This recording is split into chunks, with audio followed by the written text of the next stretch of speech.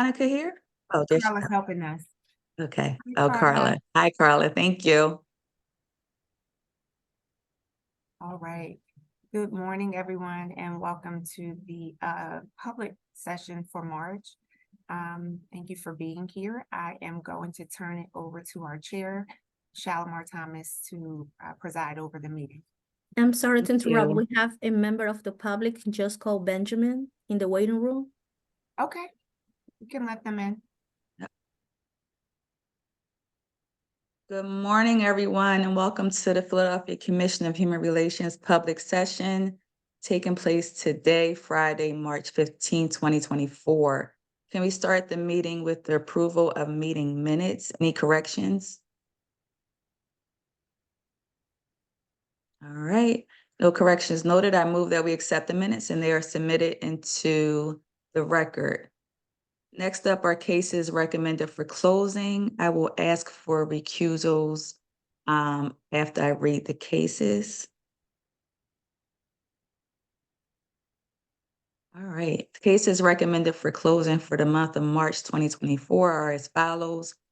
Under employment, we have Tanisha K. Palmer versus Philadelphia Recovery Community Center, Karen Buca Lee versus City of Philadelphia and Philadelphia Fire Department, Mark McAllister versus Temple Health, Fox Chase Cancer Center, Jennifer Rawling versus School District of Philadelphia, Tanisha Shaw Mason versus School District of Philadelphia, Leah Tucker versus H&R Dental, Albert J. Dito versus Walmart Stores Incorporated, Kayla Suggs versus the Bank of New York Mellon.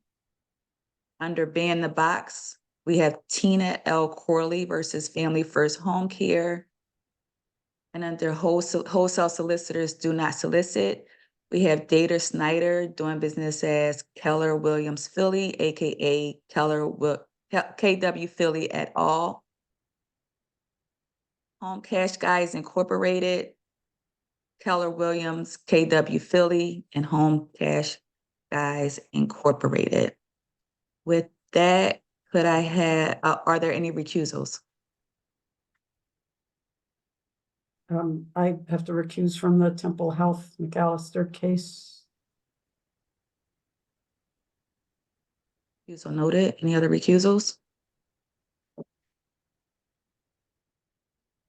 All right, the recusal has been noted. Can I have a motion to accept the cases? So moved. Can I have a second? Thank you, Commissioner Loren. All in favor? Thank you. Cases for the month of March have been accepted. And with that, I'll turn it over to our Executive Director, Kia Gee, for her report. Thank you. Thank you, Commissioner Thomas. Excuse me. Just for the benefit of the public, I will go through my report. And if you have any questions, you can feel free to ask them at the end. I will start with compliance. First, kudos to Deputy Director Pamela Gwaltney and the entire compliance team for securing settlements again this month for victims of discrimination. One was with an undisclosed amount of compensation, and the other was a fair chance hiring case, and that settled for $2,000. Moving on to community engagement, prevention, and education. On March 9th, the community relations team participated in the Philadelphia More Beautiful Committee's Block Captain Rally. For those who don't know, that is the largest annual expo for the city's network of block captains. They went there to learn more about what's going on in the different communities and be provided with resources from the various city departments that were represented. On April 22nd, PCHR will launch the first ever Youth Ambassador Program. This program will empower young leaders to know their rights and teach them the skills needed to resolve conflict and resist the pressures that often lead to violence. Through a multi-pronged approach, students will share ideas, interests, and concerns. Students will then be ready to be ambassadors in their school communities, including at social events through social media and in their respective communities. Partners for this project will include Philly CAM and the Youth Conflict Specialist Program. In terms of conflict responses, HR Representative Boonrat Mott received a referral from the Mexican Consulate Office and is working with a business owner who is Mexican national to resolve incidents of intimidation by a homeless person. HR Representative Carlos Avalos and Shanice Drinks will be providing mediation services for a dispute involving fifth graders and their families at a school in the lower Northeast. Other noteworthy events for this reporting month, PCHR will serve as a project partner with for the Welcoming Center to facilitate a large-scale Breaking Bread, Breaking Barriers program in 2026, which will be bringing together communities through by building relationships through fellowship, food, and conversations that are centered on citizenship. The planning for this program began this month. Other events during this reporting period, on March 25th, I will be meeting with City Council member Cindy Bass and her staff to provide an overview of PCHR's services and protections. On the 27th of March, I will be speaking at a virtual seminar for the Pennsylvania Human Relations Commission for their Women's History program, Women History Month program, entitled How to Harness Your Power and Demand Your Rights. This program will be virtual and will take place at 1 p.m. Also on March 27th, PCHR will co-sponsor the Peace Island Institute's annual Interfaith Iftar Dinner, along with the Mayor's Office on Community Engagement and Neighborhood Services. This year's theme will be One Philly, Stronger Together. The event will occur in City Hall, and I want to give a special thanks to Deputy Director Randy Duque, who has been instrumental in ensuring the success of this program for another year. Upcoming April is a National Fair Housing Month. We will feature a virtual campaign that will include daily fun facts about fair housing, informational blogs, and a virtual fair housing summit on April 25th. Also, on April 30th, PCHR will once again co-sponsor a gun violence education summit along with the Quaker City chapter of Delta Sigma Theta sorority. This event will occur at Venice Island Recreation and Performing Arts Center, and that will be at 6 p.m. The summit will jumpstart a week-long campaign designed to bring awareness and resources aimed at reducing gun violence, enhancing conflict resolution, and supporting victims.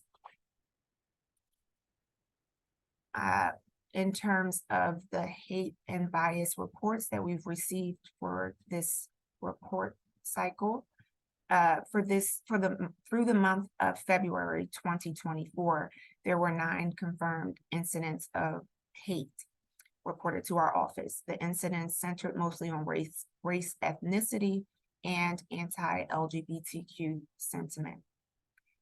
The cases were as follows. First, for race ethnicity, there was an anti-Arab assault. An Arab male listening to Kurdish music in Old City was approached by a man of Arab descent, saying that he hates Kurds, and he then punched him and threatened him with a gun. There was a Jewish person who found anti-Jewish signs in Southwest Philadelphia.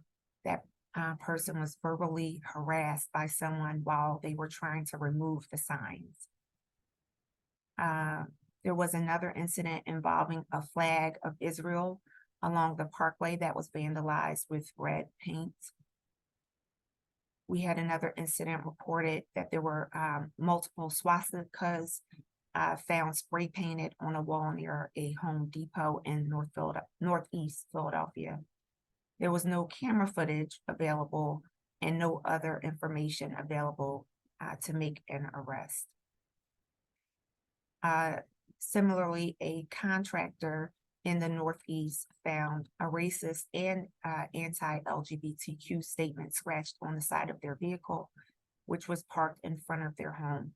And there was no witnesses or video footage available for that. And there was also there were also flyers containing anti-LGBTQ and racist speech found on cars in South Philadelphia. In terms of other incidents that were reported related to anti-LGBTQ plus sentiment, a man was assaulted by a stranger in Rittenhouse and called the F word. Another man was grabbed by the throat and you call that same anti-LGBTQ slur. And then finally, we received a report of a woman who assaulted a teen at a fast food restaurant in South Philadelphia, calling him that same slur and accusing that teen of having a relationship with her son. The offender was identified and arrested. For the victims that were assaulted, they have been connected with police and victim services. We are also tracking the other incidents to ensure that we are providing the appropriate resources as necessary. And with that, I will open it up to any questions that you may have. Yeah, I missed the date of the April gun violence event, and I thought, oh, maybe it's on the website, but I checked the website and that doesn't list any events apart from the public and executive sessions. So I'm wondering two things. What's the date of the gun violence event at Venice Island? And second, would it be possible, now that we have a communications person, to start putting events where any commission staff are speaking or other gatherings on the website? Yes, so to your first question, April 30th is the date. And to your second question, yes, we will be able to put this on the website. We also do post it on our social media. So if you're not following us, please follow. That's for the benefit of the public. Philly Pchr is our Instagram and our Twitter and Facebook. You can find us on Facebook. There was something else I was going, oh, the reason why that's not on the website is because we were in the final stages of planning for that. So we just are able to release the details about it now. We have some additional events that'll be coming up as well, but we're not prepared to share the details yet. All right. And with that said, I will turn it back over to our chair, Commissioner Shalimar Thomas. Thank you, Kia, and thank you to the team for the work that you continue to do. Our next meeting will take place in April. The executive session will take place on April 12th, 2024, and the public session will be held on April 19th, 2024. Readers for the month of April are Commissioners Kareem Thomas, Alpert, Austin, Bavrin, and Tibbs. Brett. All right, with that said, can I have a motion to adjourn? I see a motion by Commissioner Alpert. Could I have a second? Thank you, Commissioner Ricks. All in favor? Thank you. The meeting has been adjourned. Have a wonderful weekend, everyone. Thank Thank you. you. Have a wonderful Happy Happy birthday. birthday, Shalimar. Happy birthday, You. Shalimar. Thank you.